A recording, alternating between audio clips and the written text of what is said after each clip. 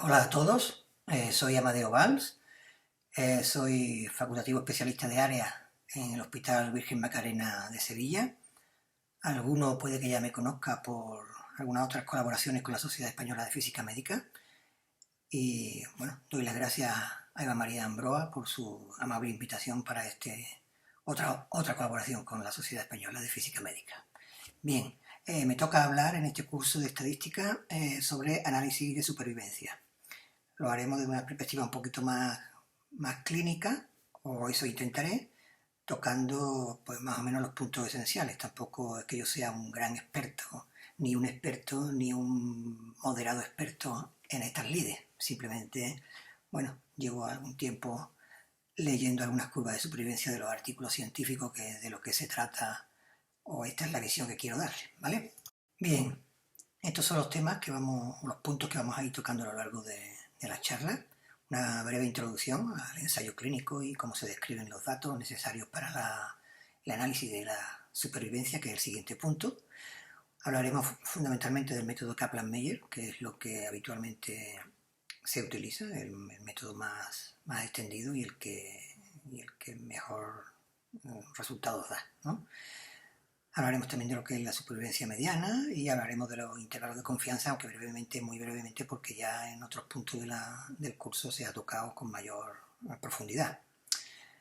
Por supuesto, una de las cosas que nos ocupará será la comparación de curvas de supervivencia, porque estamos hablando de que en los ensayos clínicos estamos intentando comparar distintos brazos de tratamiento de forma aleatoria y finalmente lo que se busca es ver si con un tratamiento u otro hay diferencias en cuanto a supervivencia, ¿no?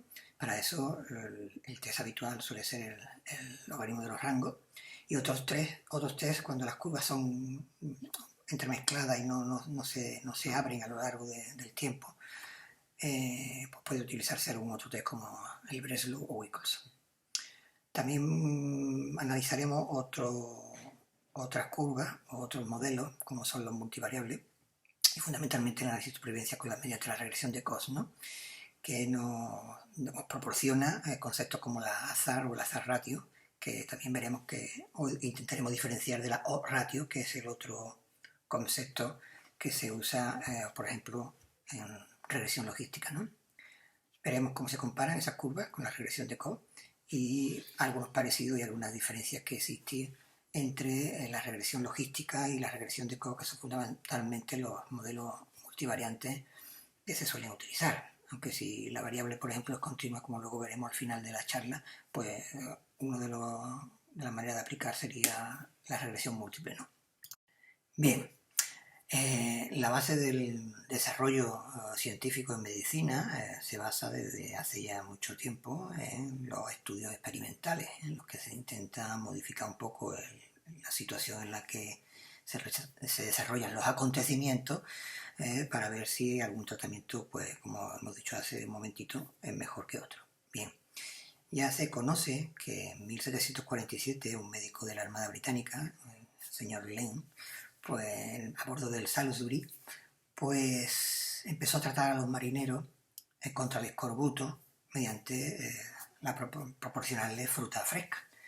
Ya sospechaba él que había algún problema o había algo en la fruta fresca que impedía que los marineros enfermasen del escorbuto, ¿no? Fue el primer conocimiento que tenemos de que hubo una intervención para intentar ver si con eso no aparecía la enfermedad, ¿vale? Luego lo publicó en ese tratado de la naturaleza, causa y curación del escorbuto.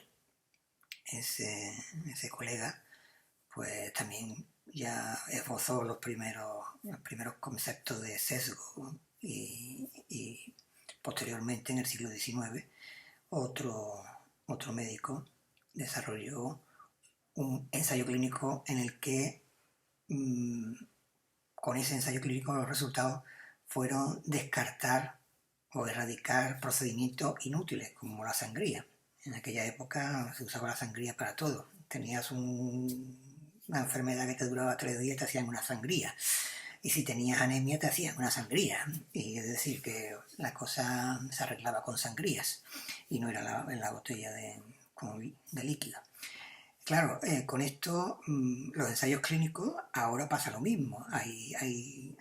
Cuando hay tratamientos más o menos empíricos que se sospecha, que se creen una correlación que pueda haber entre la fisiopatología y el fármaco en cuestión, o el medicamento, o la actitud que tengas que tener delante del paciente, bueno, pues hay que demostrar que ese tratamiento o esa intervención es mejor que no hacer nada o es mejor que el tratamiento anterior.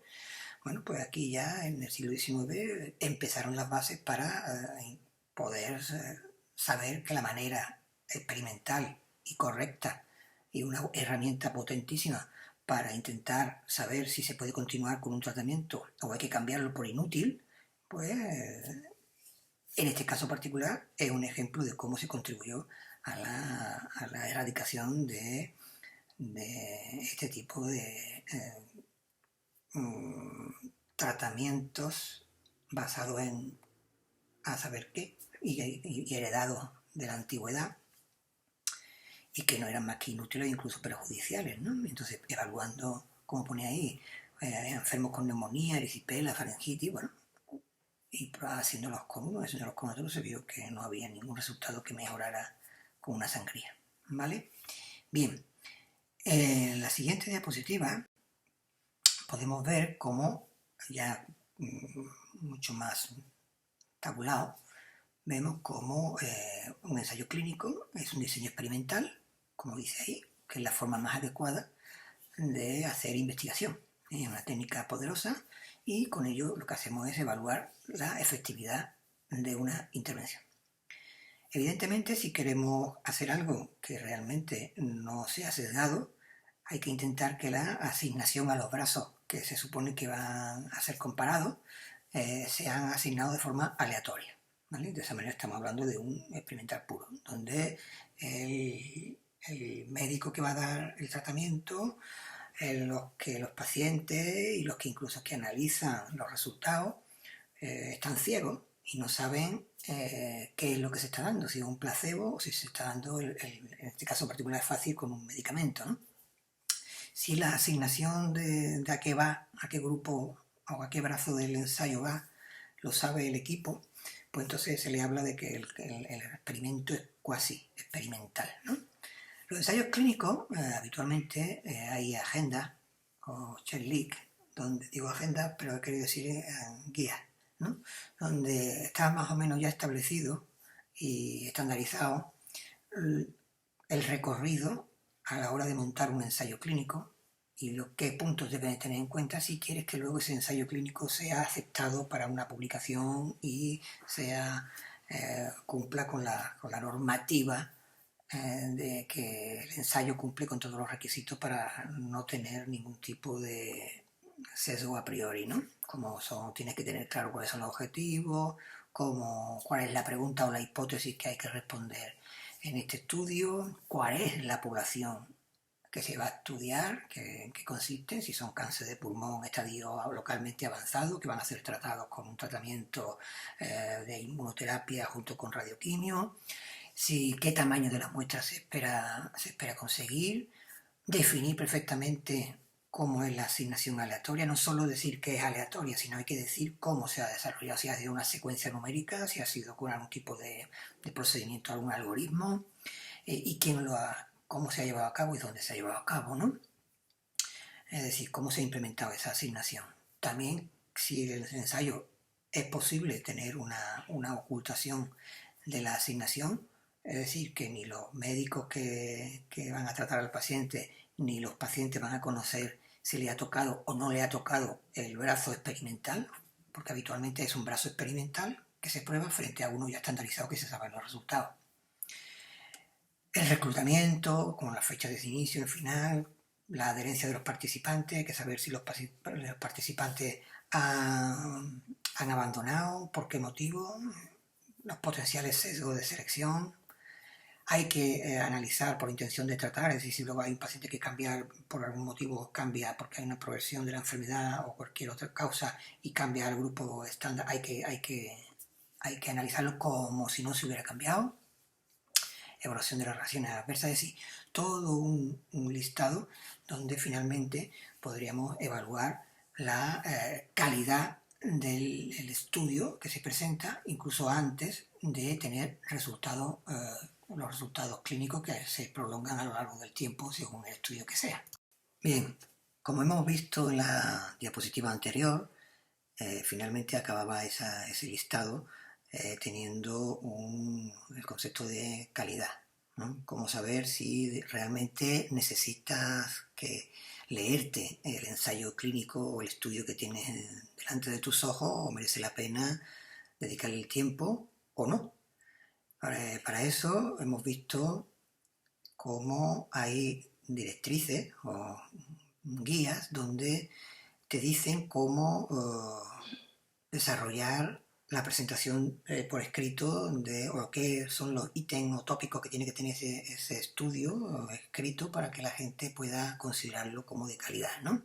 Y dependiendo del tipo de estudio, como veis aquí en la diapositiva, pues hay guías que te dicen qué es lo que tiene que contener ese estudio, incluso previo, como hemos dicho en la diapositiva anterior, previo a los resultados, ¿no? Porque últimamente los ensayos o los estudios suelen ser publicados previamente con el desarrollo y la metodología para que todo el mundo ya esté pendiente de los resultados de ese estudio, ¿no? Como estáis viendo, algunas diapositivas tienen un código de barra, eso te da acceso directo a la fuente que he utilizado para la diapositiva, ¿vale? En este caso particular, esa página web que estáis viendo ahí, Ecuador, suele tener una información bastante valiosa de todo lo que estáis viendo aquí, ¿no? Todos esos guías están disponibles en esa página web, ¿no? En este caso particular, todo ese listado que hemos visto anteriormente para los ensayos clínicos están reflejados en la guía Consol, ¿no? Ya un poquito hace ya estos son antiguos, ¿no? Pero sigue siendo válido porque la metodología en principio varía poco. Y eso es importantísimo. Si tú construyes siguiendo esos pasos, no se te olvida nada. Es posible que luego los resultados que tú muestres puedan ser leídos por más gente porque están esperando o consideran que tu ensayo clínico donde has participado, bueno, pues tiene una calidad, podemos decir que demostrada, y probablemente si no ha habido ninguna falta de presupuesto o alguna observación anómala, se publicarán resultados que habrá que publicar tanto si los resultados son favorables al brazo en cuestión como si los resultados no son favorables. Es decir, hay que publicar lo positivo y hay que publicar lo negativo. Cosa que hasta no hace mucho, cuando las cosas no estaban tan exigentes en la metodología, pues muchas veces los ensayos negativos o que los resultados no salen como se esperaban eran ocultados o no eran publicados, ¿no? Entonces ahora se tiende a exigir que sobre todo cuando son ensayos patrocinados por industria, ¿no? Donde había situaciones en las que la industria, si el resultado de su fármaco no era favorable, no publicaba resultados. Ahora se obliga a publicar tanto lo positivo como lo negativo. Bien. Y para finalizar, con la introducción de los ensayos clínicos, hablamos de qué tipo de ensayos clínicos tenemos, ¿no? Y en medicina tenemos, pues ahí, como veis ahí, son 4 principales, ¿no? Donde empezamos con el fase 1, donde lo que se está buscando es, habitualmente en fármacos, si ese fármaco que se va a usar por primera vez en humanos o para la indicación que habitualmente si ya tiene otras indicaciones, estamos hablando del me pego el salto al fase 4, pero ahora lo vamos a ver. Fase 1 habitualmente es un fármaco que se está analizando por primera vez en seres humanos y lo que se busca es perfil de seguridad, ¿no? Perfil de toxicidad. Son pocos participantes los que son necesarios para saber si el fármaco realmente se tolera por el ser humano, por el paciente, y no tiene ningún efecto adverso llamativo, ¿no? A partir de ahí, pues el fármaco, una vez que demuestra su seguridad, pues se pasa a la fase en la que se intenta conseguir una respuesta favorable con el fármaco a una determinada enfermedad. Es decir, se está buscando si está funcionando, si hay eficacia con ese fármaco y también se busca una ventana terapéutica, es decir, entre el rango entre la dosis de tratamiento y las dosis tóxicas, ¿no? ¿Qué ventana tenemos ahí para, como en radioterapia? Bueno, pues la ventana entre el TCP y el NTCP, cuanto más grandes o separadas estén las curvas, una ventana terapéutica mayor, pues lo mismo pasa con los fármacos o en los estudios, ¿no? Se busca que haya una distancia lo más, o sea, que el perfil sea separado entre lo que es un tratamiento y una utilidad de resultado clínico frente a las toxicidades, sobre todo ya de grado avanzado tóxicas, que ponen en peligro la vida de los pacientes. A partir de ahí, si todo eso ha sido demostrado, donde conforme van pasando de fases, como estáis viendo, el número de pacientes necesarios se incrementa para tener una potencia estadística suficiente. En el fase 3, que es lo que nos ocuparía aquí en esta charla por aquello de la curva de supervivencia, pues el fase 3 se caracteriza por eso, buscar si el resultado clínico final al paciente es favorable frente a un tratamiento que se ha tomado como control, ¿no? Si es más eficaz que el que se tiene actualmente, es decir, si añadir, por ejemplo, como dijimos antes, si añadir una inmunoterapia, durvalumab, a un tratamiento de radioquimioterapia en un cáncer localmente avanzado, permite aumentar la supervivencia en esos pacientes, ¿vale? Eso sería Muchas veces los fase 2, volviendo atrás, los fase 2, una vez que reclutan pacientes, por ejemplo, como voy a ir unos 200 pacientes, a veces objetivos secundarios pueden ser también si sobreviven más. No es el objetivo del ensayo, fase 2, ¿vale? Pero secundariamente se obtienen también resultados clínicos o resultados que pudieran hacernos creer que es un fase 3 y simplemente por una cuestión de recursos, ¿no? Una vez que tú tienes todos esos pacientes reclutados y analizados y con todos los datos, bueno, no es el objetivo del ensayo fase 2, pero también se publican a veces resultados clínicos de un fase 2, que hay que tomarlo un poquito en reserva, porque necesitas el fase 3 que confirme la situación y además un fase 3 o algunos que repliquen algunos otros estudios que repliquen los resultados del fase 3. Pero claro, lógicamente, cuando se ha invertido dinero, porque la industria suele estar detrás de los estudios de estos de fase 2, hay pocos estudios independientes, pues se ha dedicado un tiempo y recursos y dinero para reclutar pacientes. Luego esos pacientes son seguidos en el tiempo y se les ve si han sobrevivido más o han sobrevivido menos. Es decir, a veces puede confundir el hecho de que en un fase 2 puedan existir curvas de supervivencia, pero lo vaya a encontrar, ¿vale? Pero el FETEN, el que tiene que tener diseño estructurado y el que debe tener la pregunta claramente puesta en su objetivo superior, es el fase 3. Posteriormente en los fase 4, que es una especie como de vuelta de tuerca, pues por eso ya has demostrado que el fármaco en cuestión, el durvalumab, por ejemplo, pues ha funcionado en los estadios localmente avanzados de pulmón. Bueno, pues tú ya tienes un fármaco que es útil, se sabe que hay una situación en la que es útil, puedes intentar ver si ese fármaco es útil en otras situaciones. Ya lo tienes catalogado como efectivo. Bueno, puede hacerte la pregunta que ponéis, ¿no? ¿Existen otros usos? ¿O realmente el fármaco a lo largo del tiempo que ha demostrado en un recorrido en el fase 3, que puede ser algunos años de seguimiento, a lo largo del tiempo permite mantener la situación de que no es tóxico o existen otras aplicaciones para otros tipos de cánceres? Bueno, eso sería en resumen lo que denominaríamos un estudio o un ensayo en fase 4. ¿Vale? Bien. Bueno, pues entrando en materia, lo de los análisis de supervivencia, pues claramente es una cuestión de tiempo.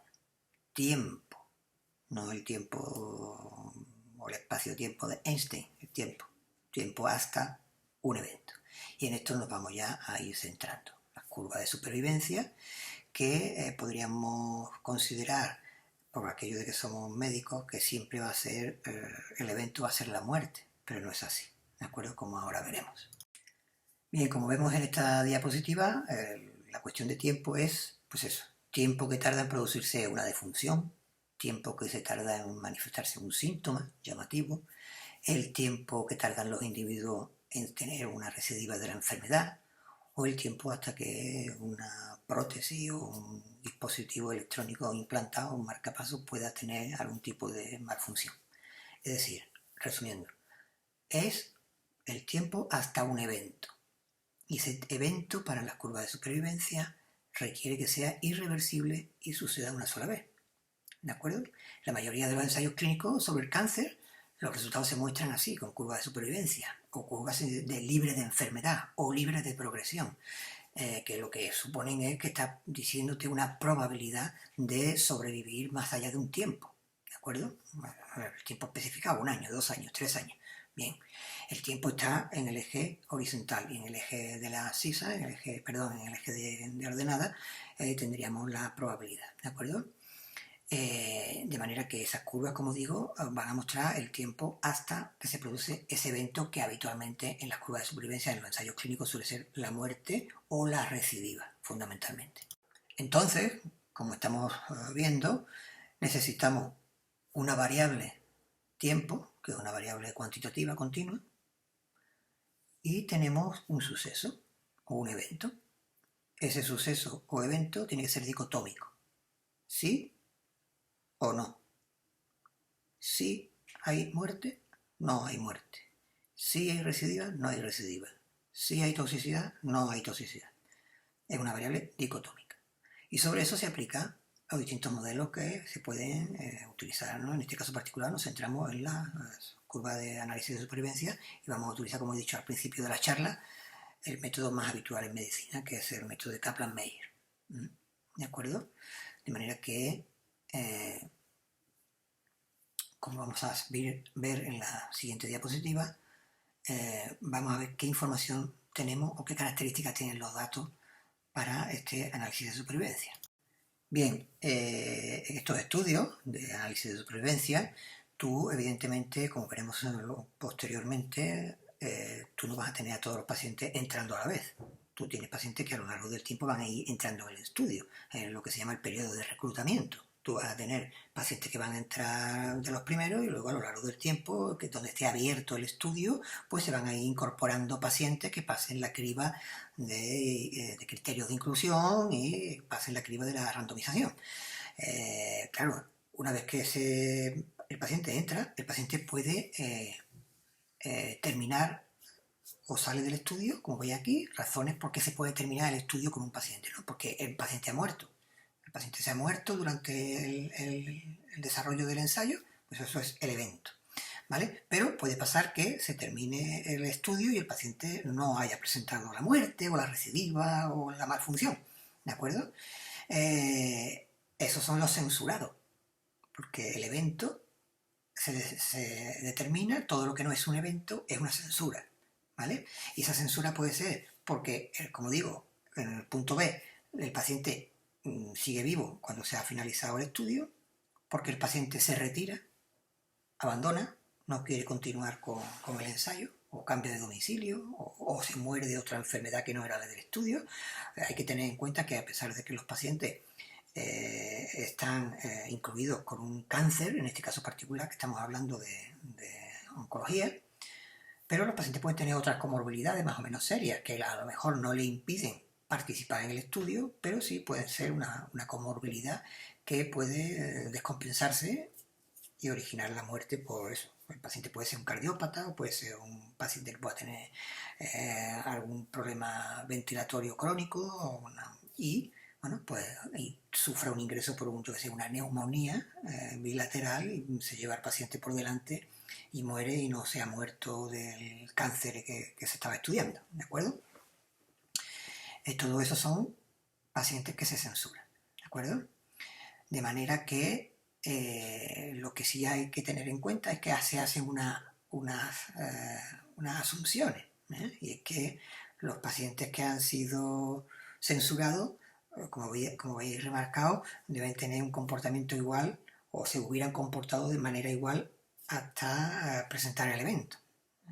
Es decir, que no hay diferencia, la población más o menos es homogénea, es que los pacientes podían haber presentado el evento de forma similar a los que lo han presentado. No sé si me explico. Bueno, vamos a ir viendo esto de forma esquemática, ¿no? Asumimos aquí un estudio virtual, un esquema, ¿no? Donde, como hemos estado diciendo hace un momentito, cada paciente se va a incorporar al estudio en tiempos diferentes. Es decir, a lo largo de, como veis aquí en este estudio que empezó en el 1997 y termina en el 2006. Bueno, pues los pacientes van entrando, no entran todos a la vez, vas encontrando pacientes, le haces sus criterios de inclusión, ves que es pertinente su incorporación, se le ofrece al paciente y aquí, pues en este ejemplo, tendríamos que un paciente pues ha muerto, veis aquí que muertos son o ex situ los oscuros y los verdes son censurados. Bien, pues pacientes que pueden entrar en el estudio, duran un año y fallecen, ¿vale?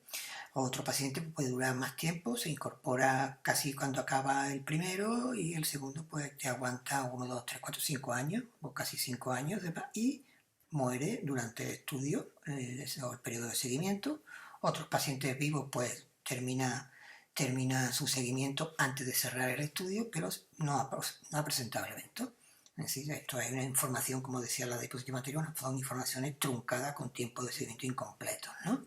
¿Por qué se perdió? Pues se perdió, se retiró o como he dicho antes, se ha muerto de otras causas diferentes al estudio, ¿no? No es causa específica, no se ha muerto por el cáncer que se estaba estudiando, se ha muerto por otra patología diferente. Bien, y así como veis, a lo largo de este cuadro, pues vemos cómo los periodos de seguimiento son diferentes y los motivos son diferentes. Bien, pues con estos miembros debemos de construir una curva de supervivencia. Bien, ¿qué es lo que tendríamos que ver o considerar con estos datos? Pues lo vamos a ver ahora en la siguiente diapositiva. Entonces tenemos que, podría parecer a priori que se complican las cosas porque el seguimiento se inicia en distintos momentos, pero empezamos, como veis aquí en esta diapositiva, reseteando los tiempos, de manera que asumimos que los pacientes, una vez que tienen tiempos de seguimiento diferentes, pero vamos a considerar que todos han empezado a la vez. Reseteamos y lo que consideramos aquí ya no son fechas concretas, sino años de seguimiento, días de seguimiento, trimestres, semanas, lo que se considere, ¿vale? De manera que, como veis ahí en la diapositiva, pues tendríamos a dos pacientes, el 3 y el 4, que estarían censurados porque no han presentado el evento como los anteriores, ¿no? Uno lo presentó a los 5 años de seguimiento, el sexto también y el primero pues aguantó un año, ¿vale? A partir de ahí tenemos que asumir también que los pacientes son homogéneos, es decir, no ha habido cambio en los criterios de entrada, lógicamente porque hay un ensayo, ¿no? Sería absurdo, pero en fin, hay que considerar que los criterios de entrada son los mismos y que los procesos de diagnóstico y estadiaje y terapéuticos son los mismos. Tú no has cambiado a lo largo de... está acotado, pero bueno, cualquier cosa podría ocurrir o hay que asumirlo o hay que explicitarlo. Es decir, tú no puedes cambiar el estadiaje porque si hay un ensayo clínico donde dura unos cuantos de años y en medio de ese tiempo resulta que cambia la clasificación de la TNM, la clasificación tumoral, nodal y de metástasis, es decir, cuando estadiamos a los pacientes, si hace una clasificación diferente y ahora entra o lo clasifica, los mismos pacientes los clasifica de maneras diferentes, pues podemos tener un problema. Y ese problema es un problema que ya habéis conocido y lo habrán referido muchas veces como el fenómeno de Will Rogers, ¿no? Que vamos a explicar ahora mismo en qué consiste y la importancia que tiene. Bien, hemos dicho que hace falta considerar que los pacientes son homogéneos y que no cambian los criterios de diagnóstico ni tratamiento durante la duración del estudio.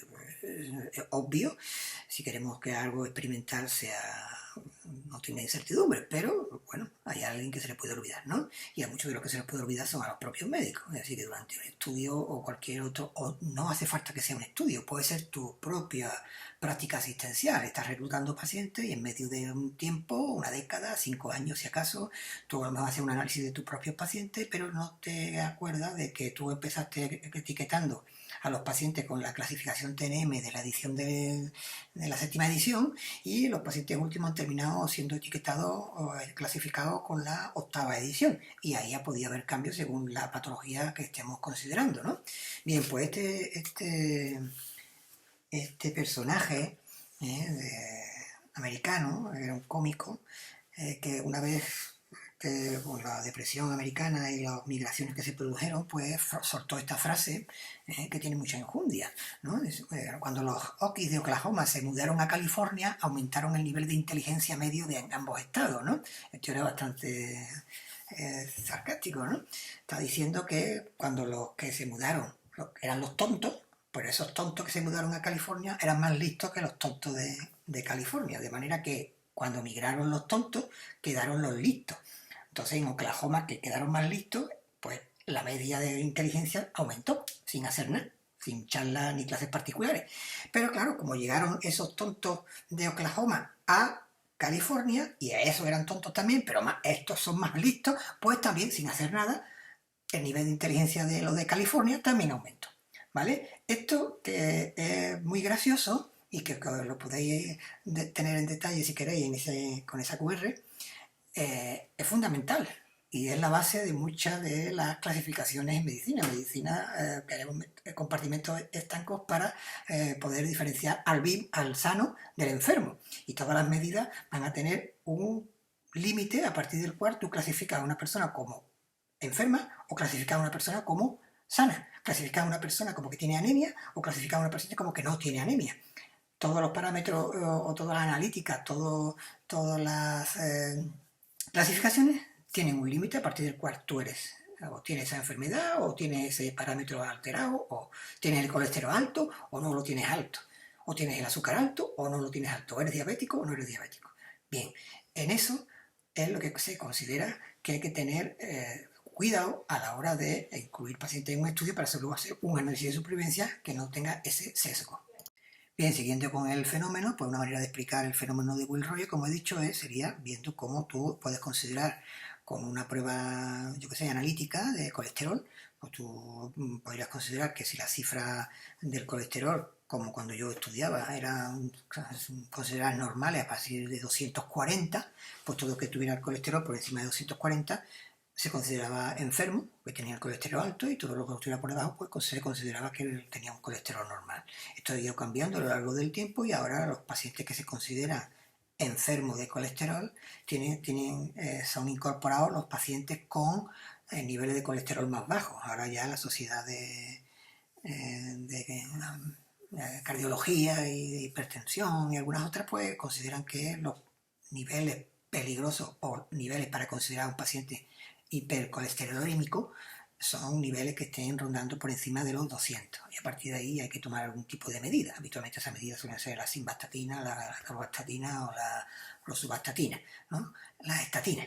Bien, pues eso es lo que se considera, es decir, hay que tener cuidado con las reclasificaciones, y que durante un estudio o ensayo clínico tú si reclasificas estás considerando que, claro, si tú incorporas a los menos enfermos como enfermos, que vienen de un lado a otro, pues este grupo de enfermos puede tener una esperanza de vida o una supervivencia mayor porque están incorporando a gente con unos niveles más bajos que antes no eran considerados. ¿Vale? No me enrollo más porque repetí lo mismo. Una visión mejor pues lo tenéis aquí en este manual, ¿de acuerdo? Bien, ¿cómo analizamos esa supervivencia? Bien, pues ahora vamos a verlo con el método más utilizado, que es el de Kaplan-Meier.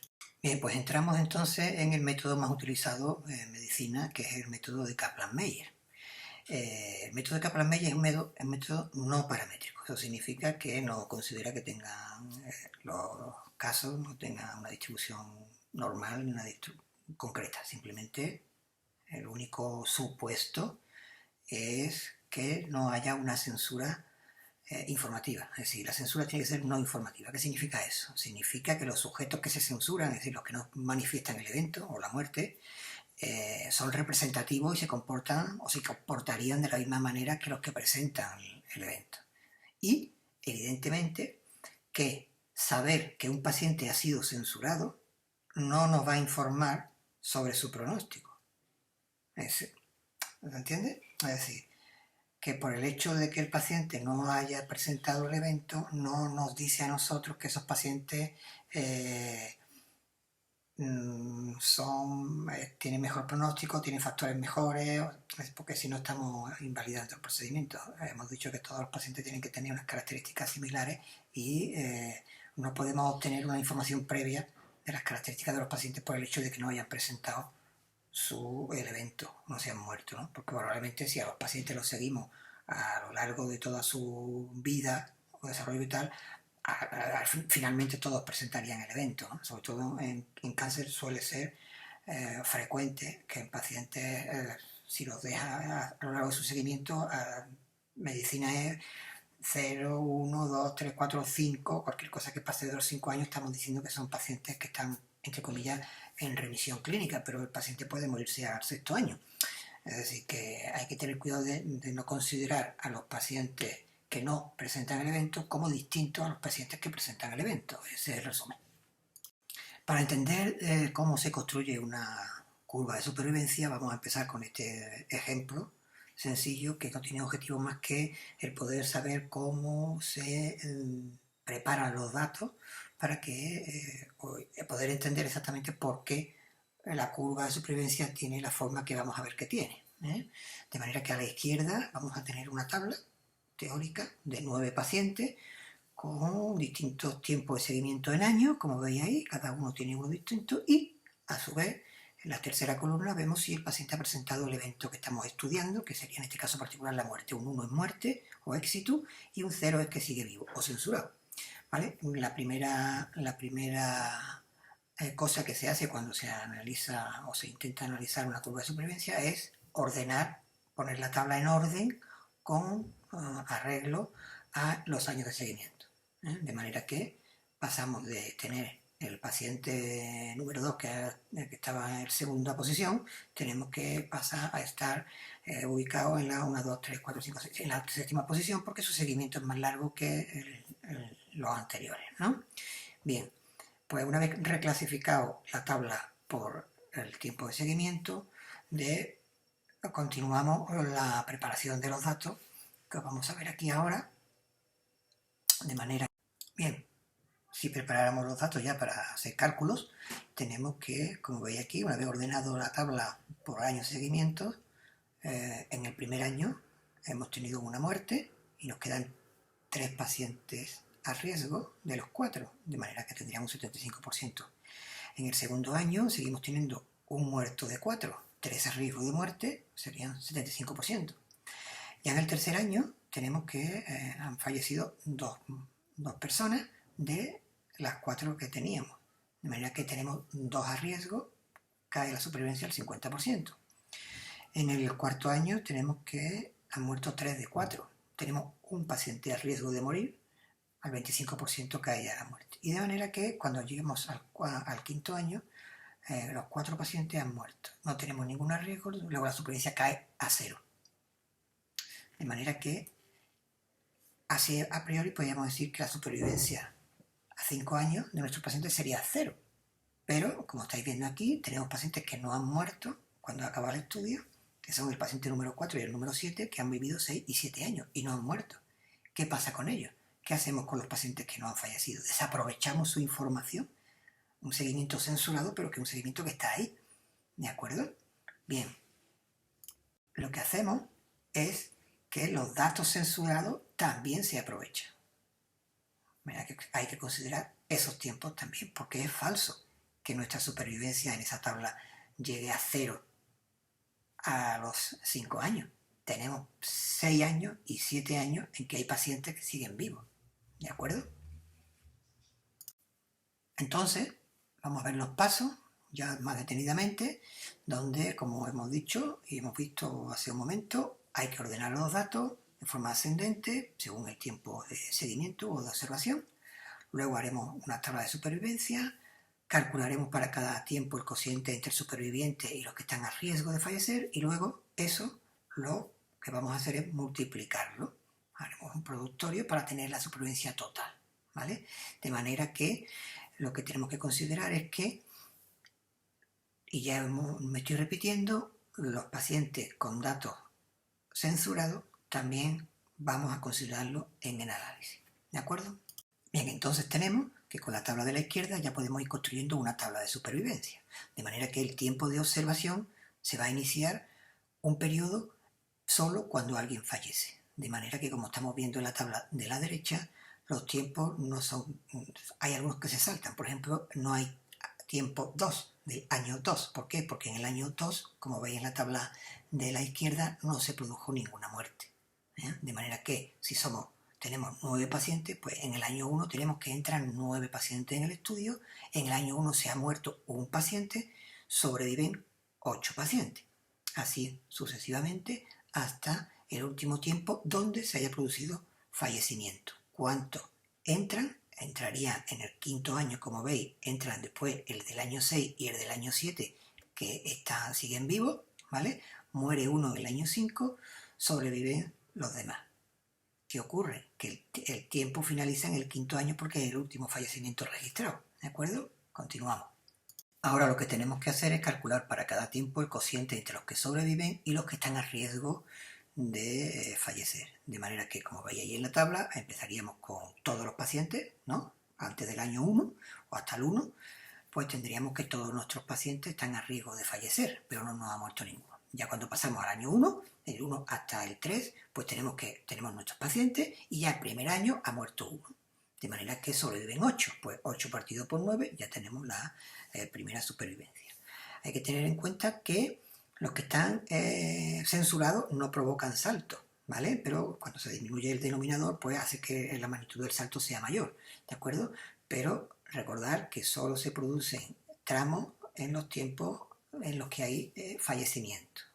Los que están censurados no provocan saltos en el tiempo de supervivencia. Está claro, ¿no? Y finalmente, una vez que tenemos las distintas supervivencias en cada tramo, la supervivencia acumulada de Kaplan-Meier sería el multiplicatorio de cada una de las supervivencias en cada tramo. ¿De acuerdo? Pues hemos llegado a completar los pasos para entender cómo se construye y cómo se calcula la supervivencia de Kaplan-Meier. Bien, una vez visto estos cálculos manuales, evidentemente cuando estamos ya trabajando con datos más voluminosos, lo suyo es ya empezar a utilizar herramientas informáticas, que las hay bastantes, ¿no?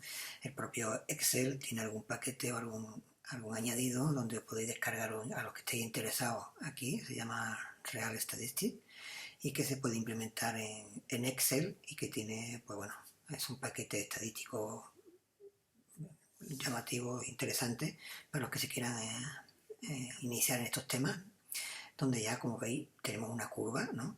No queda tan bonito como en otros programas profesionales, más profesionales, pero ya empezamos a observar cómo en nuestra curva vemos ahí nuestro año 2 que no había ningún muerto, pues como se puso ningún escalón, y no es hasta el año 3 donde ya cae la supervivencia por el hecho de que ya se producen los eventos de muerte que hemos estado comentando. ¿De acuerdo? Si queremos ver algo más profesional, pues nos vamos a la siguiente diapositiva y vemos cómo esta es una salida de un programa clásico, del SPSS, que me imagino que habréis oído hablar, como otros, ¿no? Hay Stata, hay otros programas de software libre como el R, es decir, hay multitud de programas que te dan salida y curvas gráficas, como estáis viendo, ¿no?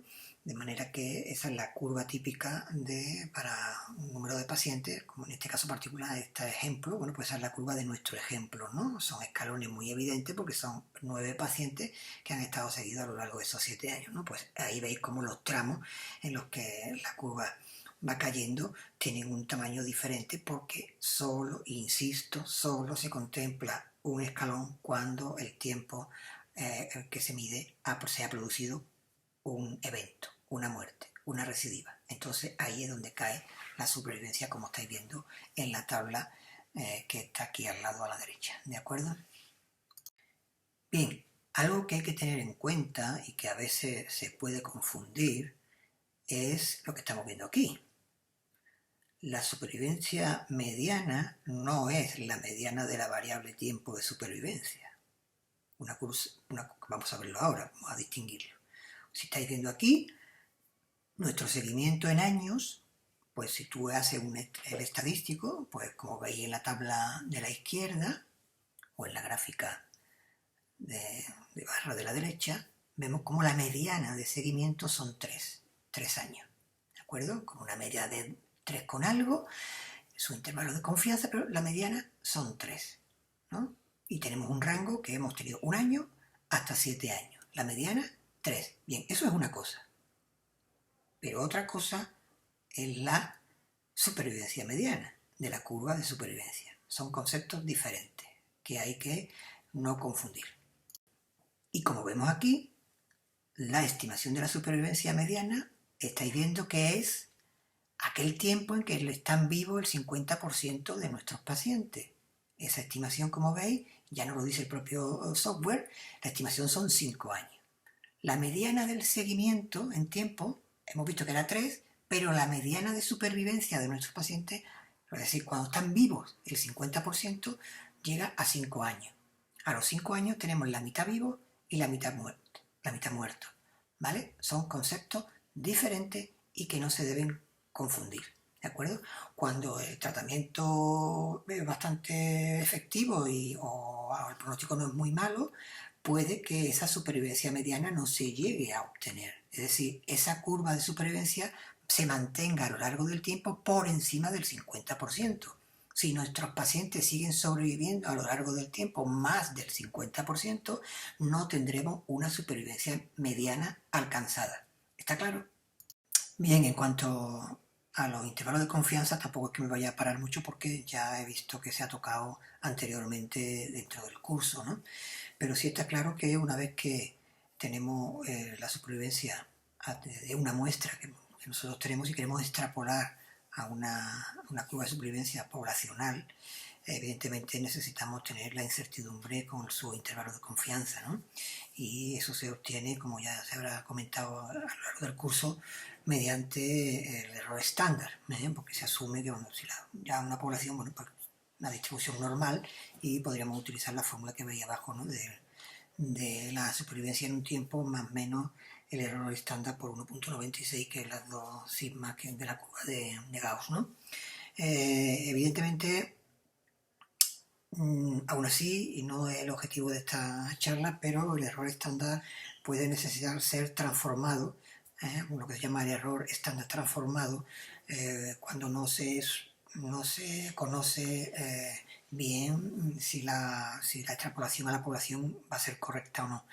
Para muestras más pequeñas, entonces ahí se mete un inverso del logaritmo de la supervivencia para ese error estándar y se complica un poco la fórmula y se utiliza entonces, como digo, el error estándar transformado para calcular los intervalos de confianza. Porque, bueno, ¿qué le voy a decir yo a los físicos que no sepan sobre las incertidumbres y acotar esa incertidumbre y la exactitud y la precisión? Son conceptos que ya manejáis vosotros bastante mejor que nosotros, ¿vale? Pues en fin, en una muestra poblacional pues hay que incluir un comentario o una información acerca de los intervalos de confianza en donde se va a mover esa curva de supervivencia, ¿de acuerdo? Bien, pasamos entonces a cómo se comparan las curvas que estáis viendo ahí, ¿vale? De ejemplo, cómo se comparan para considerar que el tratamiento o los pacientes que están situados en una curva o en otra, realmente esas diferencias son motivo de los tratamientos y no son motivo del azar, por ejemplo, ¿no? Que es la hipótesis nula de los ensayos clínicos. Bien, para comparar curvas de supervivencia se hace unos estadísticos que lo que buscan es un contraste de hipótesis, ¿vale? Nuestra hipótesis nula es la hipótesis en la que nos dice que no vamos a encontrar diferencias entre las dos curvas. Son iguales y no va a haber ninguna diferencia entre ellas. Lo que el test de Loran, que es el más utilizado para comparar una, dos o tres curvas, perdón, una no, dos, tres, cuatro curvas, es que, como digo, lo que vas a intentar buscar es que esas diferencias podamos achacarlas a una intervención y no al azar, ¿de acuerdo? Esto fue propuesto inicialmente hace ya tiempo por Mantel en los 60, 66, y como tal nombre del rango logarítmico apareció ya en alguna publicación de Peto y Peto en los 70, ¿vale? Y esta diferencia hay que demostrarla en toda la curva, ¿vale? Comparar supervivencia usando como referencia un solo punto, habitualmente algo relativamente frecuente en medicina, a los 5 años, bueno, no es totalmente válido, por no decir erróneo, ¿vale? Una supervivencia a 5 años en un punto puede tener podemos encontrar curvas diferentes que luego a los 5 años sean muy parecidas, ¿de acuerdo? Las mismas curvas o pueden venir de situaciones diferentes. Luego hay que tener mucho cuidado en que esto es una estimación de que la supervivencia es diferente a lo largo del tiempo de seguimiento, no en un punto determinado de la curva, ¿vale? Cosa que hacemos muy comúnmente. La supervivencia de 5 años ha sido de... Pero no es esa la función de una comparación de contraste de hipótesis, ¿de acuerdo? Bien, continuando con el test, insisto en que el test lo que hace es comparar entre grupos, entre varios grupos, si hay diferencia o no hay diferencia en la supervivencia global, como curva global. No hay ningún punto ni te da un cálculo de esa diferencia, no estima diferencia, simplemente te dice si son o no son iguales en términos de si hay diferencia por intervención o es debido al azar, ¿de acuerdo? Y como veis ahí, si los eventos son raros o las curvas son divergentes, como en el caso de la izquierda, pues el test de Lorentz es suficiente para hacer el estudio.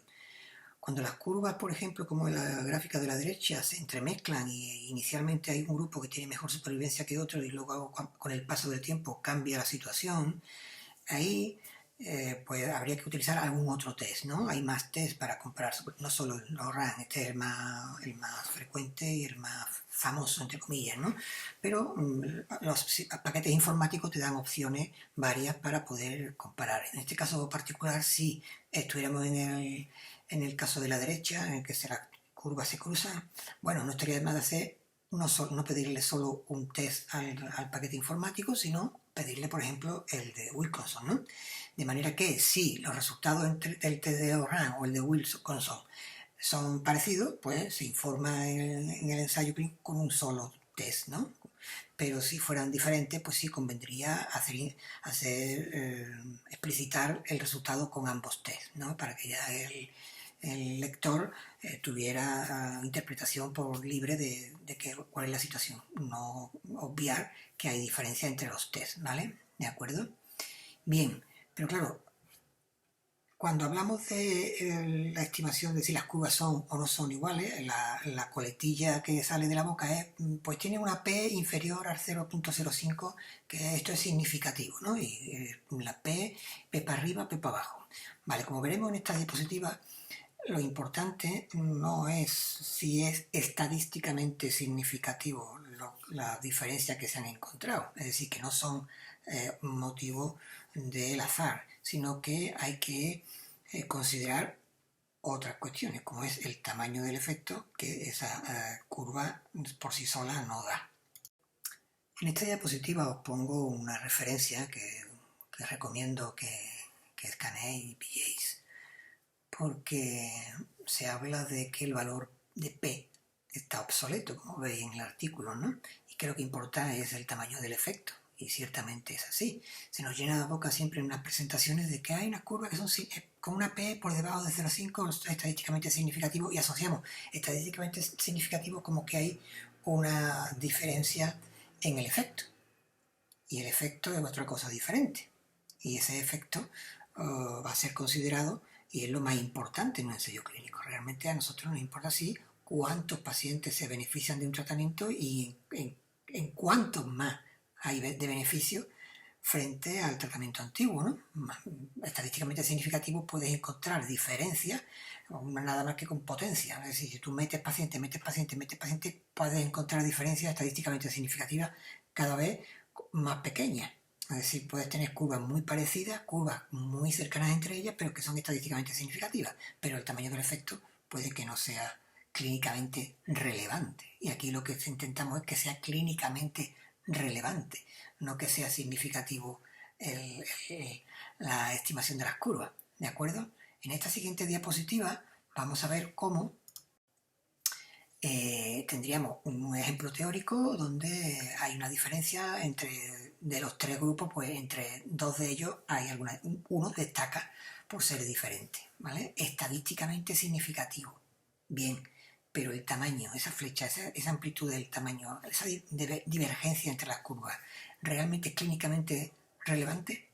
Pues eso es lo que realmente hay que fijarse o hay que mirar, hay que informar acerca de qué tamaño del efecto, qué número necesario para tratar tenemos o qué número necesario para dañar tenemos, cuántos se benefician del paciente frente al otro, ¿no? Más que si hay o no hay un hallazgo de significación estadística. Bien, seguimos. Eso, ¿cuánto mejor terminan los sujetos tratados que los sujetos del brazo control? Esa es la pregunta, ¿vale? Si tenemos un ensayo clínico que está bien balanceado, que está bien diseñado, la diferencia entre un grupo y otro será casi nada más que, o lo más importante es que la diferencia se encontrará en el tratamiento que están recibiendo. El resto de las variables más o menos estarán balanceadas entre los dos grupos, ¿vale? De manera que el tamaño del efecto será la diferencia de resultado que nos encontremos, como hemos dicho hace un momento, ¿no? Y ojo, los valores de P no van a medir, como dice ahí, la probabilidad de que la hipótesis nula sea verdadera. Es decir, que eso, si tenemos una P por encima del valor de significación estadística, ese famoso 0.05, si está por encima, es un 0,6, ¿vale? Eso no significa que no haya diferencia, simplemente que no se ha podido demostrar diferencia más allá del azar, ¿vale? Pero un resultado, como dice ahí, estadísticamente no significativo, no está probando que la hipótesis nula sea cierta, es decir, no está probando que las diferencias que se hayan podido encontrar solo sean motivadas por el azar, que es lo que dice la hipótesis nula, que no hay diferencias porque la intervención que se ha efectuado, ¿de acuerdo? Son cosas diferentes y eso también es algo que se confunde. Los valores de P no miden probabilidad, simplemente te están diciendo si podemos considerar que esa hipótesis nula no podemos decir que no sea cierta por el hecho de que el azar es lo que ha intervenido y no ha intervenido o no influye el tratamiento que se ha efectuado. ¿Vale? Bien, bien. Y esta diapositiva es para leerla, ¿de acuerdo? Porque ya me lo he dicho hace un momento más enrevesado. Esta es la síntesis. Nunca concluir, no hay diferencia, no hay asociación. Simplemente porque esa P sea mayor que el umbral del 0,05. ¿De acuerdo? Como dice la frase, estos errores van a desperdiciar los esfuerzos de investigación. ¿De acuerdo? Lo que hay que hacer es depurar los datos, ver, aumentar el tamaño de la muestra, pero no podemos desperdiciar el trabajo simplemente porque una P haya sido no significativa. ¿De acuerdo? Bien, en este ejemplo que veis aquí se trata del ensayo clínico Pacific, un ensayo que estuvo dando que hablar de estos años porque ha supuesto un beneficio llamativo para los pacientes con cáncer de pulmón, que como sabéis pues es una de las patologías frecuentes y además con unos resultados pobres cuando están localmente avanzados, que es como habitualmente se diagnostica y se presenta la enfermedad, ¿vale? De manera que el tratamiento estándar de un cáncer de pulmón, como ya sabréis los que estéis en radioterapia, bueno, pues es radioterapia y quimioterapia de forma conjunta o concomitante. Esos pacientes en estadios 3, habitualmente digo, que para los que estaban hecho este ensayo, el brazo experimental era añadir un nuevo fármaco, un inmunoterápico, durvalumab, un anticuerpo monoclonal que va dirigido contra el ligando del PDL1, ¿no? el ligando de la muerte celular programada. De manera que las células tumorales tienen una manera de obviar al sistema inmune, que es con un ligando que hace que el linfocito T quede anulado en su función. Este fármaco lo que hace es ponerse por medio e intentar que no se produzca esa ligazón entre la célula tumoral y el linfocito T para que no quede inactivado, de manera que el linfocito queda liberado para cumplir su función citotóxica y agredir a la célula tumoral y destruirla. Bien, pues este fármaco añadido a los pacientes que han entrado en respuesta favorable después del tratamiento estándar, durante un año reciben el durvalumab. De esa manera se ha conseguido, como veis en esa curva, esto es una revisión a 2 años ya, veis cómo los pacientes a los que se les incorporó al brazo experimental con durvalumab tienen el tamaño del efecto a 2 años, pues hay una diferencia de 10 meses, cerca de 11 meses, como veis ahí, cerca de 11 meses diferencia en supervivencia entre el brazo control y el brazo experimental. ¿Eso es clínicamente relevante? Pues eso es clínicamente relevante, ¿vale? Como veis aquí, en la gráfica de las curvas de supervivencia, los pacientes a riesgo van disminuyendo porque se van muriendo. Al final no es que salvemos vidas, salvamos años de vida. En medicina casi siempre lo que salvamos son años de vida, no vidas. ¿Me entendéis el juego de palabras, no? En la gráfica de la derecha, lo que hemos referido anteriormente, se ven las distintas variables que se han estado utilizando en las características de los pacientes y se hacen análisis de subgrupos para ver si hay algún grupo o subgrupo dentro de los pacientes seleccionados en los que haya un beneficio mayor o menor, ¿no? Veis ahí las distintas, a la izquierda pues favorable para el brazo de durvalumab, a la derecha sería no favorable, ¿vale? Y en cada subgrupo, pues como veis la medida junto con su intervalo de confianza. Si cruzara la línea del cero, el riesgo, pues no sería significativo en este caso particular, ¿vale? Bien, seguimos. Hace un momento he dicho cruzar la línea del 0, no, sería la línea del 1, donde no hay riesgo ni a un lado ni a otro, ¿vale? No es el 0, es el 1 en la gráfica esa. Bien, pasamos a los modelos multivariantes, porque como dice ahí el titular, los fenómenos de la salud y enfermedad tienen habitualmente múltiples causas, múltiples factores que pueden influir. ¿De acuerdo? Entonces hay que tener en cuenta que no solo nuestros tratamientos van a influir en que un paciente pueda sanar o no, sino que también va a depender de la situación o de factores o variables previas que tenemos en ese paciente, ¿no? Dentro de lo que cabe, aunque tú homogenices, pero bueno, no es lo mismo el espectro de edad, o que un paciente tenga más comorbilidades que otro, pero que no impida que hagan un tratamiento. Pero bueno, puede ser que ser diabético o ser hipertenso proporcione al paciente una tolerancia a los tratamientos diferentes y a pesar de que consiga a lo mejor curarlo de la enfermedad, pues sea a costa de tener una mayor toxicidad. Entonces, bueno, ese tipo de variables que van a alterar el resultado final, bueno, pues se consiguen tabular o ver qué peso tienen dentro de esa supervivencia mediante modelos multivariables, que ya en el curso habéis tocado algunos y yo pasaré brevemente o os citaré algunas diferencias y me centraré en lo que modelos multivariantes para análisis de supervivencia. ¿De acuerdo? Bien, pasamos a la regresión de Cox. ¿De acuerdo? Vamos a ver cómo usamos este modelo multivariable. De manera que, como hemos dicho hace un momento, los distintos factores independientes que pueden hacer o influir en que la supervivencia del paciente cambie, bueno, pues eso es lo que se intenta conseguir con la regresión de Cox. Ver qué peso y qué es lo que, cómo influyen, o de qué modo, o qué peso tienen, qué hazard ratio, qué hazard tienen, que ahora veremos esos conceptos, en la curva de supervivencia de un determinado grupo de pacientes. Los supuestos son los mismos que los que hemos dicho para el Kaplan-Meier. Se supone que van a estimar los riesgos son proporcionales, de manera que se supone que no va a haber cambios, ¿no? Como hemos dicho al principio de la charla. Son los mismos supuestos que el método de Kaplan-Meier. Bien, en la regresión de Cox lo que se obtiene, lo que realmente importa, es el hazard, el riesgo, esa tasa instantánea para que ocurra el evento, que a diferencia de la regresión logística que habéis estudiado, habéis visto en otra parte del curso, ¿vale? Aquí se mide hazard, o sea, riesgo, y en regresión logística es lo que odd, o ratio, razón de ventaja, ¿vale? Una cosa son proporciones entre la regresión logística, entre una proporción de que ocurre el evento partido por la proporción de lo que no ocurre el evento, y aquí estamos hablando de algo en el que tiene en cuenta el tiempo, ¿vale? El tiempo donde ocurre ese evento, como vamos a ver ahora en la siguiente diapositiva. Bien, brevemente, porque ya habéis estudiado regresión logística en este curso, ¿no?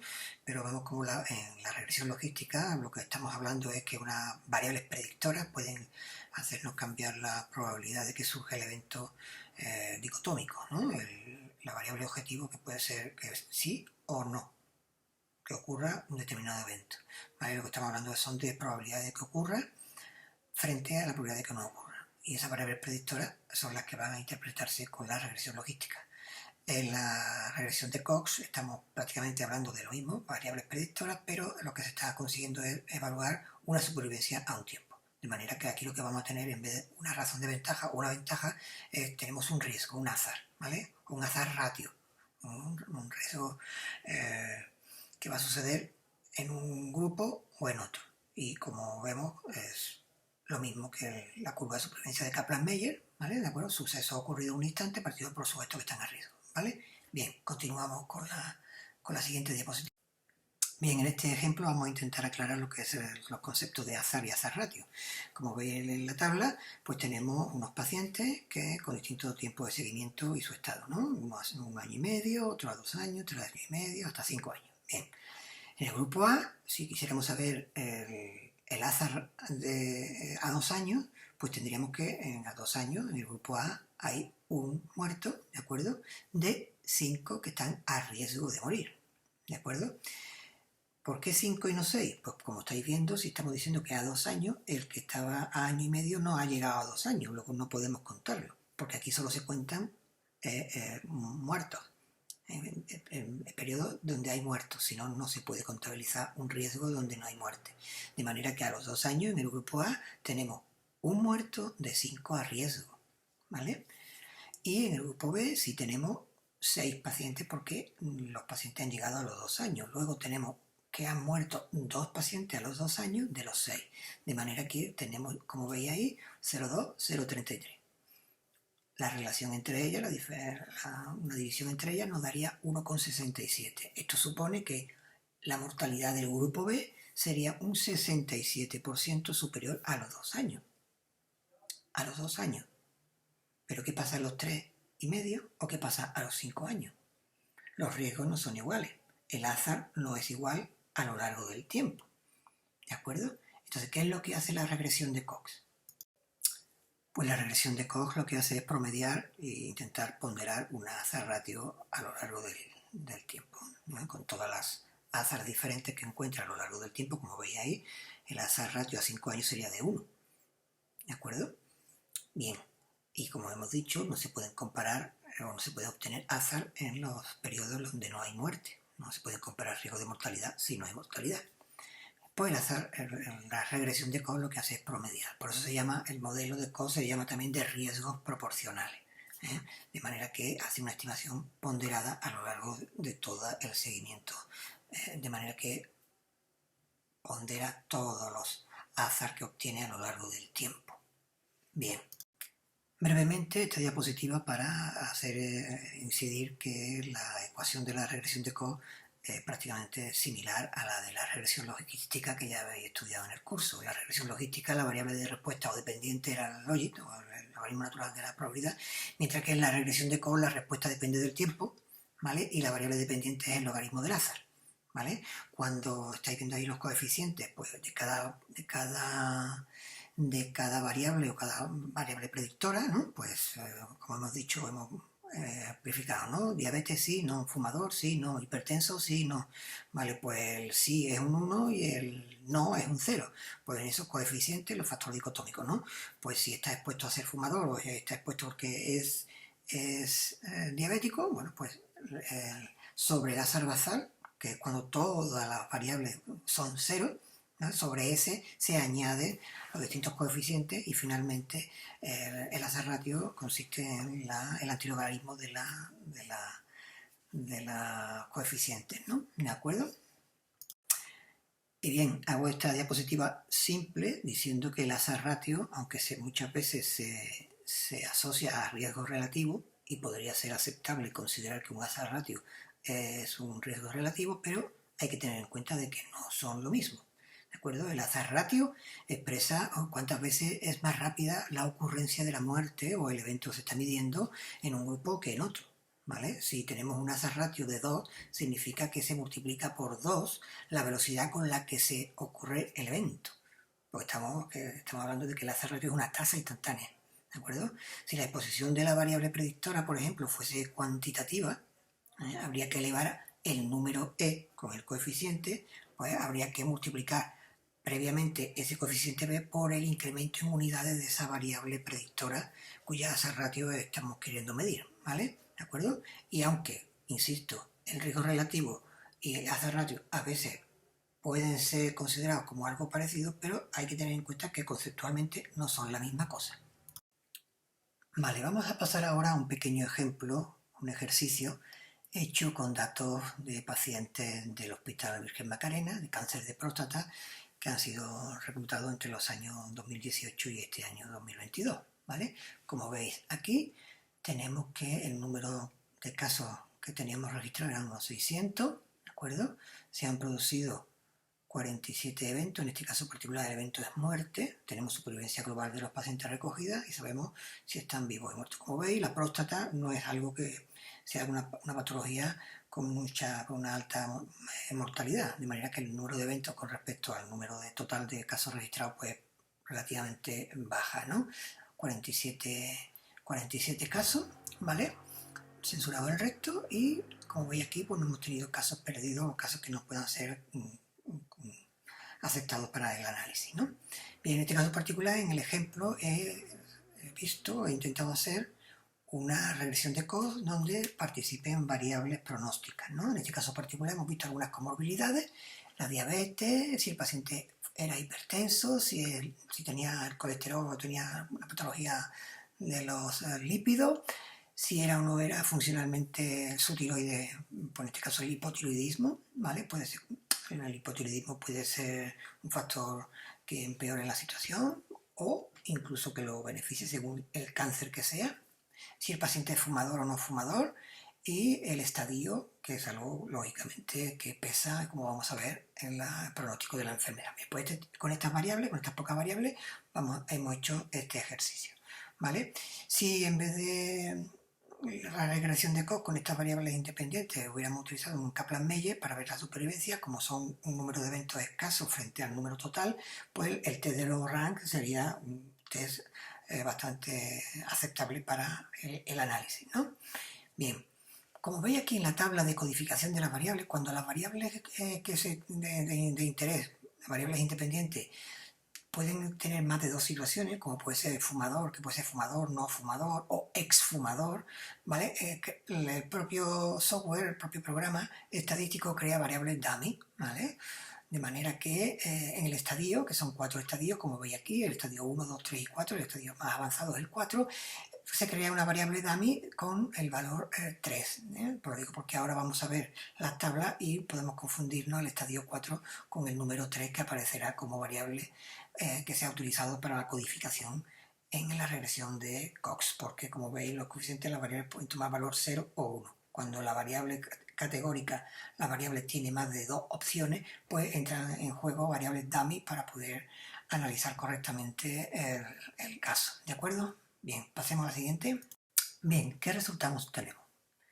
Estamos viendo cómo una vez que las variables que se han elegido se introducen en el modelo, hay unas opciones que nos dicen qué método vamos a utilizar. En este caso vamos a ir utilizando un método que se usa habitualmente, que es de introducción hacia adelante, de manera que se meten variables una a una y se va viendo la significación o el comportamiento del modelo en cuanto a su significación, de manera que cómo contribuye cada variable.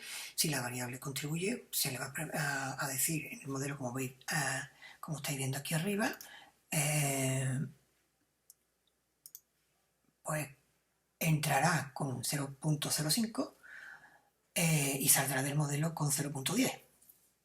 Si la variable tiene un peso de una significación por encima de eso, sale del modelo, y si queda con una significación por debajo de la 0.05, queda en el modelo. De manera que, como veis en la tabla, inicialmente nos dice que el modelo es significativo, es decir, ayuda a explicar el resultado,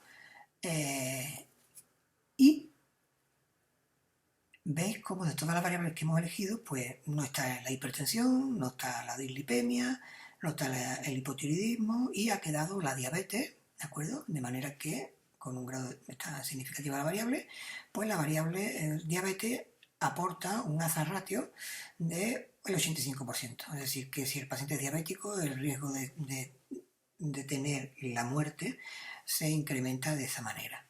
En los estadios lo mismo. El estadio base, todas las variables van a tener un indicador, la variable base, que es el 0, el no tenerlo, ¿no? A partir del cual es el punto de referencia para las demás categorías de la variable. En este caso, las categorías que son más de 2, como es el caso del estadio. Estamos viendo aquí cómo el estadio también es significativo, ¿vale? Aunque dentro de la localización hay 2 que parecen que no, pero bueno, lo que se evalúa es el global, ¿vale? De manera que estadio 2 y estadio 3 de la enfermedad, incluso no, el 3 incluso sería más favorable que el estadio 2, según esto, pero sí vemos es cómo se destaca, y luego ahora lo veremos en la curva, destaca el hecho de que el hazard ratio, por ser un estadio 4, acordarse que era una variable dummy que era el 3, pero que esto corresponde al estadio 4, pues por ser un estadio 4 de la enfermedad, que suele ser metastásico, el riesgo relativo, podríamos interpretarlo ahora así como un riesgo relativo, aunque conceptualmente no sea correcto, tenemos una velocidad o un riesgo de muerte que es cerca de 8 veces superior al resto, ¿vale? Bien, con su intervalo de confianza, por supuesto, ¿vale? Y ahora vamos a ver, de esa variable podemos extraer las curvas de supervivencia que nos interesen. De las más que no sean significativas, podemos luego, como vamos a ver en la siguiente diapositiva, podemos ver cada variable predictora por separado. En este caso hemos visto, era una variable, la diabetes, que era una variable predictora que tenía peso en el resultado final. Bueno, pues vemos aquí su hazard ratio, ¿no? Que lo hemos visto en la tabla anterior con su significación, y como vemos que si los pacientes no son diabéticos, pues van a tener una supervivencia mejor que los que son diabéticos, ¿vale? En este caso, como veis, el efecto tampoco es que sea muy grande, no lo he medido, pero ya, bueno, no es lo mismo esto que la siguiente diapositiva que vamos a ver en caso del estadio, ¿no? En el estadio, como estáis viendo, el efecto, el resultado sí que es llamativo para el estadio 4. Tenemos una significación bastante importante, de manera que en el estadio 4 el hazard ratio de muerte sería cerca de 8 veces más que si los pacientes tienen un estadio 3 o un estadio 2, ¿vale? Pues eso es lo que quería contar hasta aquí en cuanto a los gráficos de supervivencia mediante regresión de Cox. Bien, y como resumen o conclusiones de la regresión de Cox, ahí las tenéis algunas, ¿no? Vamos a leerlas. No solo es saber el efecto sobre la supervivencia en un tiempo, sino valorar cuál es el efecto sobre la función de supervivencia, sea cual sea el punto temporal que se elija. ¿De acuerdo? Porque si el interés fuera solo un punto de tiempo concreto, una supervivencia a 5 años, pues a 5 años vemos si está vivo o muerto, y bastaría con una regresión logística. Ahora sería una variable dicotómica. Muerto a 5 años, sí, no. ¿De acuerdo? Esa es la diferencia. Otra cosa, solo la regresión de Cox permite afirmar que una supervivencia más ventajosa puede ser atribuida a un determinado tratamiento. Se comprueba que a igualdad de las variables independientes del tratamiento en estudio provoca mayor supervivencia en cualquier punto posible del seguimiento realizado. ¿Ok? Esos riesgos proporcionales. ¿Vale? Y lo último, la regresión de Cox asume que hay constancia o consistencia en los hazard ratios a lo largo del tiempo. Hay proporcionalidad de hazard, por eso se llama modelo de riesgos proporcionales de hazard, me repito. De ahí del nombre del modelo. ¿De acuerdo? Bien, pues pasamos a la siguiente antepenúltima diapositiva o penúltima diapositiva. Y esta tabla de resumen es simplemente para ir cerrando, ¿no? De manera que si tuviéramos, como veis aquí, si se desea explicar un cambio en el colesterol, la variable es la cifra de colesterol, eso es una variable continua, ¿vale? La variable independiente pues sería eso, que si la edad, el sexo, el índice de masa corporal, qué tipo de dieta ha seguido, ¿vale? Pues como la variable a analizar es una variable cuantitativa continua, tendríamos que el método para analizar eso sería la regresión múltiple. Mientras tanto, si lo que tenemos en consideración es una variable dicotómica, como por ejemplo la incidencia, como veis aquí en el ejemplo 2, si veis que hay alguna aparición de trastorno alimentario en ese ejemplo, sí o no, es una variable dependiente dicotómica, ¿vale? Pues ahí no estamos con tanto tiempo, simplemente estamos con unas variables y estamos diciendo si hay o no se produce el evento. Bien, pues para eso tenemos lo que ya sabéis de la regresión logística que se ha dado, o habéis estado viendo a lo largo del curso. Pero si lo que queremos ya es una intervención donde queremos un evento dicotómico único que no se puede repetir a lo largo del tiempo, entonces entra en juego ya la regresión de Cox, ¿vale? Donde la variable, en este caso particular del ejemplo, es hipertensión, ¿no? La variable dependiente es la hipertensión a lo largo de un tiempo, pues ahí tendríamos que utilizar la regresión de Cox, que ha sido el objeto de parte de la charla, ¿vale? Bien, pues pasamos ya a la última diapositiva. Bien, y para finalizar y haciendo un guiño al futuro, hay que recordar lo que ya sabemos. Los datos son muy importantes. Los datos son muy importantes y los modelos que apliquemos sobre esos datos deben ser también buenos. Es decir, si tú tienes datos bastante buenos y el modelo es bueno, tendremos resultados magníficos. Si tenemos unos buenos datos, pero los metemos en modelos que no están bien perfilados, el resultado será malo. Y asimismo, y lo que sí sucede muchas veces en la ciencia de la medicina, tenemos datos muy malos, tenemos datos muy mal preparados, tenemos datos repetidos y otros que nos faltan. Pues con datos así, por mucho big data del que dispongamos, por mucho que creyendo que la cantidad va a sustituir a la calidad, con cantidad no se obtiene calidad, y si encima no tenemos un modelo bien perfilado, los resultados serán malos. ¿De acuerdo? Bien, pues muchas gracias por vuestra atención y espero que más o menos hayáis llevado una idea de lo que son los análisis de supervivencia, sobre todo en los trabajos experimentales de ensayos clínicos en medicina. Gracias por vuestra atención y hasta la próxima.